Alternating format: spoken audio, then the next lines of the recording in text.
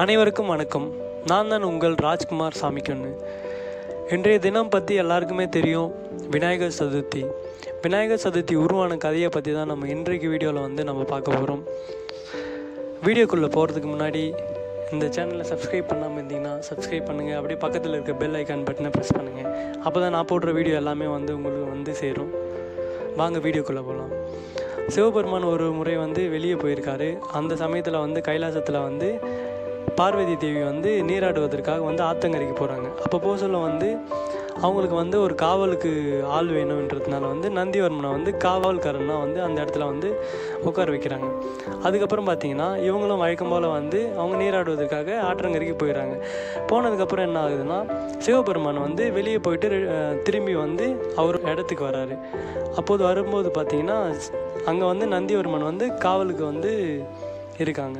அப்போ இவர் உள்ளே போகிறதுக்காக கேட்குறாரு. அப்போ நந்திவர்மன் உள்ளே அவங்க அனுமதிக்கிறது இல்லை.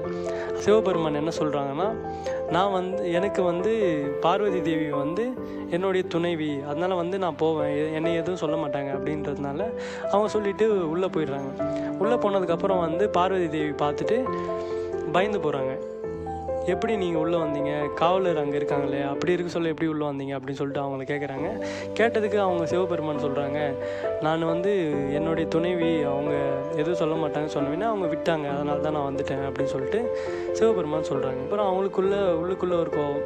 அதுக்கப்புறம் அவங்களும் அதை விட்டுறாங்க. அதுக்கப்புறம் கொஞ்ச நாளைக்கு அப்புறம் மறுபடியும் அவங்க மறுபடியும் நீராடும் போகிறதுக்கு முன்னாடி இதுக்கு முன்னாடி நம்ம ஒரு காவல்காரன் வைத்தோமே, அவங்க ஒரு நம்பிக்கை இல்லாத ஒரு இதில் ஆக்கிட்டாங்க. அப்படின்றதுனால என்ன பண்ணுறாங்கன்னா, அவங்க மறுபடியும் இவங்க நீராடுவதற்காக எடுத்து போன அந்த சந்தனத்தால் ஒரு உருவத்தை வடிவமைக்கிறாங்க. வடிவமைச்சதுக்கப்புறம் அதுக்கு உயிர் அளிக்கிறாங்க.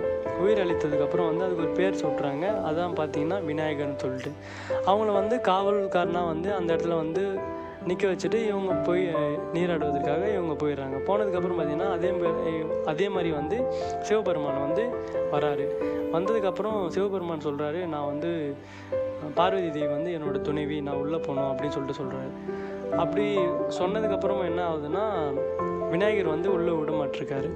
விடாததுனால என்ன பண்ணுறாருன்னு பார்த்தீங்கன்னா, சிவபெருமான் கோபம் அடைகிறாரு. கோபம் அடைந்ததுனால அவருடைய வேளால் விநாயகரை 2 துண்டுகளாக வெட்டப்படுது. அதுக்கப்புறம் என்ன ஆகுதுன்னு பார்த்தீங்கன்னா, வழக்கம் போல் பார்வதி தேவி நீராடி முடிச்சுட்டு திரும்பி பார்த்தா விநாயகர் 2 துண்டுகளாக இருக்காங்க. அப்போ கோபம் அடைந்த பார்வதி தேவி காளியாக மாறி ரொம்ப கோபம் கொண்டாங்க. அப்போ அந்த டைமில் பிரம்மர்கள்லாம் பார்வதி தேவி காளியாக மாறி இருக்காங்க, அதனால் இது மிகவும் ஒரு ஆபத்தான இதுன்னு சொல்லிட்டு அவங்க சிவன்கிட்ட போயிட்டு சொல்கிறாங்க. சொன்னதுக்கப்புறம் என்ன பண்ணுறாங்கன்னா, சிவன் அவங்களுடைய ஆளை அனுப்புகிறாங்க. வடக்கு திசையை நோக்கி போயிட்டு அங்கே இருக்கும் ஏதாவது ஒரு ஜீவராசியோட தலையை எடுத்துகிட்டு வரணும் அப்படின்னு சொல்லிட்டு சொல்கிறாங்க.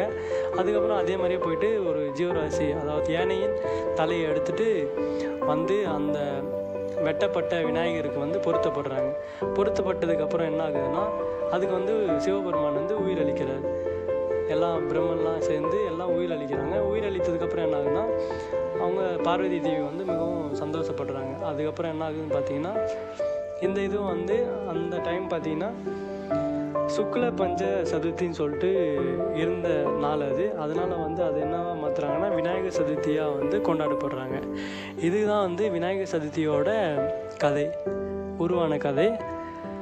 இதுதான் நம்ம இன்றைய காலகட்டத்தில் விநாயகர் சதுர்த்தின்னு சொல்லிட்டு வழிபடுறோம். ஸோ அதனால் எல்லாருமே விநாயகர் சதுர்த்தி நல்லபடியாக கொண்டாடுங்க. அனைவருக்கும் விநாயகர் சதுர்த்தி நல்வாழ்த்து.